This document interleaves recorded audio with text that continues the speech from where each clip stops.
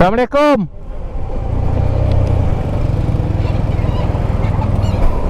Dulu nak keluar ke traffic light ni tak adalah sesak sangat. Sekarang ni ya Allah ya Rahman, agaknya penduduk dekat muka bumi ni makin lama makin ramai kot. Ini tak lama lagi kalau wisma netizen ni ada ni, orang duduk ni, bertambah lagi ni. Lepas tak lepas, tak lepas, tak lepas, tak lepas. Ini lepas. Kalau macam tu side mirrornya, macam mana dia nak tengok tu? Function ke tidak tu? Tu sekadar syarat je tu.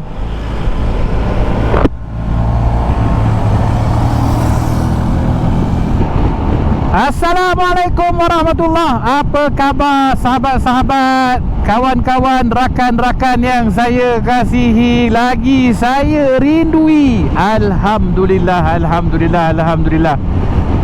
Jom teman berteman, sekali lagi kita pada ketika dan waktu ni dengan saya Abang J dan juga si Tembun, T-Max Tech-Max 560 tahun 2022. Sebelum kita cerita panjang macam biasa, jom kita selawat dulu. Allahumma salli ala Sayyidina Muhammad wa ala ali Sayyidina Muhammad. Allahumma salli ala Sayyidina Muhammad wa ala ali Sayyidina Muhammad. Allahumma salli ala Sayyidina Muhammad wa ala ali Sayyidina Muhammad.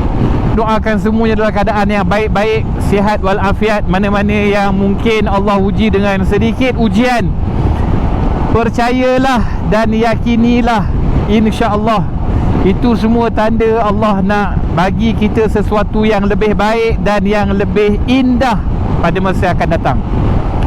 Itu dah memang cara hidup atas muka bumi ni. Setiap daripada kita akan ada ujian dan juga cubaan masing-masing.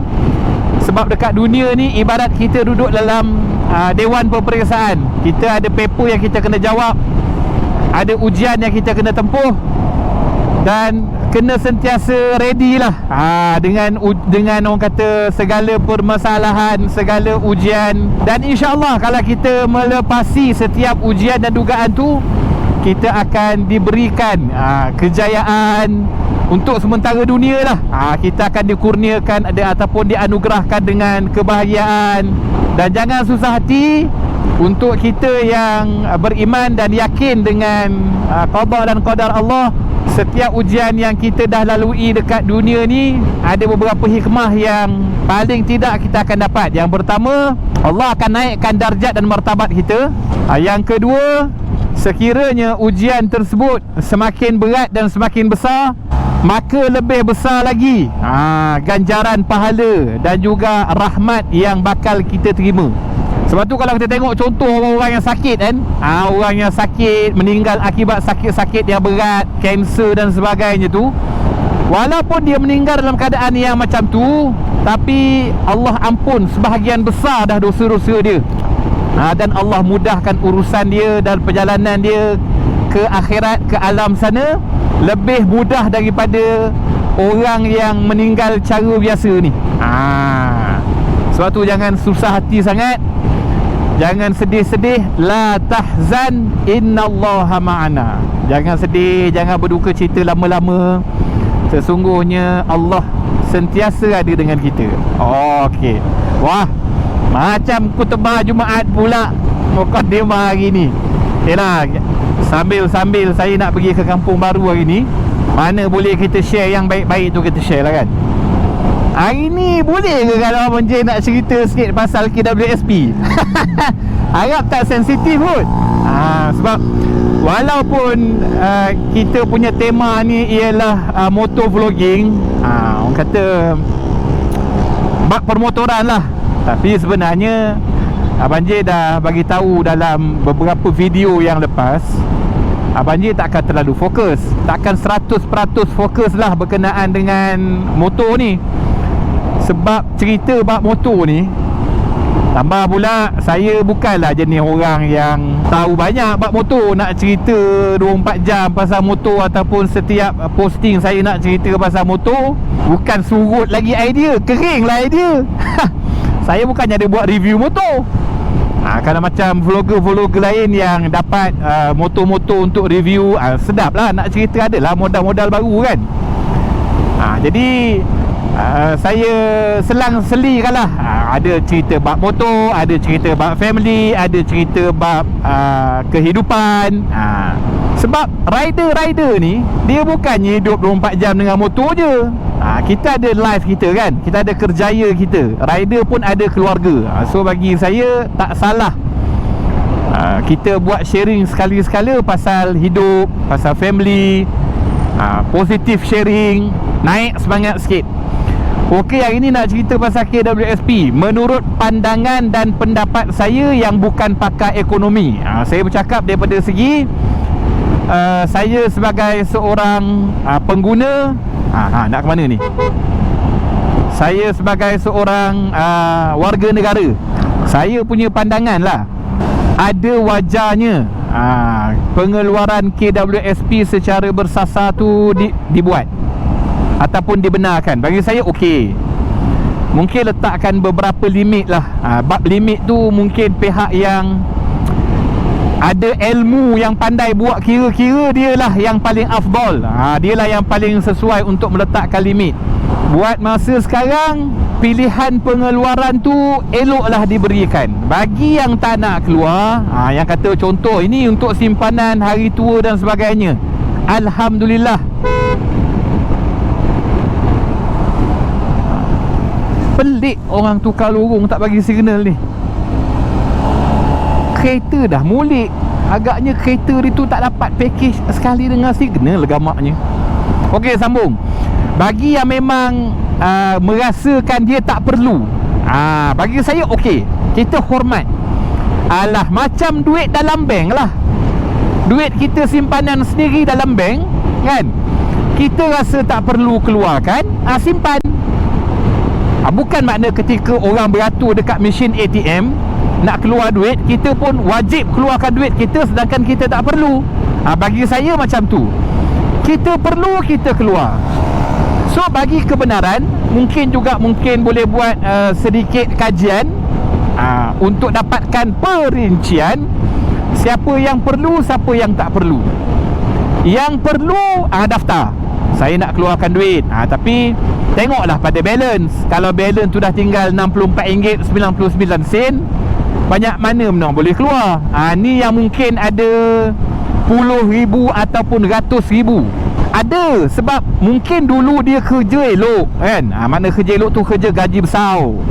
Mungkin gaji 10,000 ataupun 15,000 contoh, ataupun 7-8,000. Sekarang atas sebab-sebab tertentu dia terpaksa, orang kata, downgrade kerja dia. Mungkin kontrak tak sambung.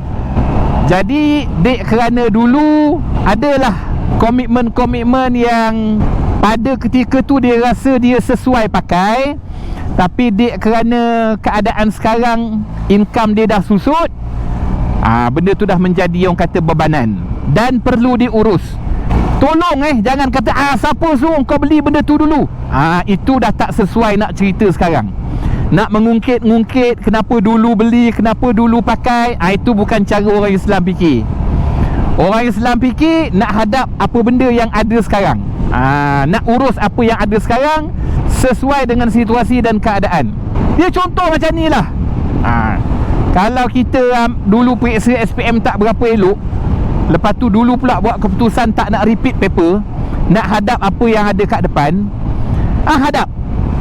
Jangan lepas 5-6 tahun, lepas 10 tahun, mula kita mengungut, alah kenapalah aku tak ambil SPM dulu, tak repeat balik segala bagai. Kalau lah aku repeat, kalau lah aku ambil, tak ada guna dah tu. Itu membuka ruang iblis dan syaitan untuk mula menyalah-nyalahkan orang, untuk mula rasa putus asa dan kecewa.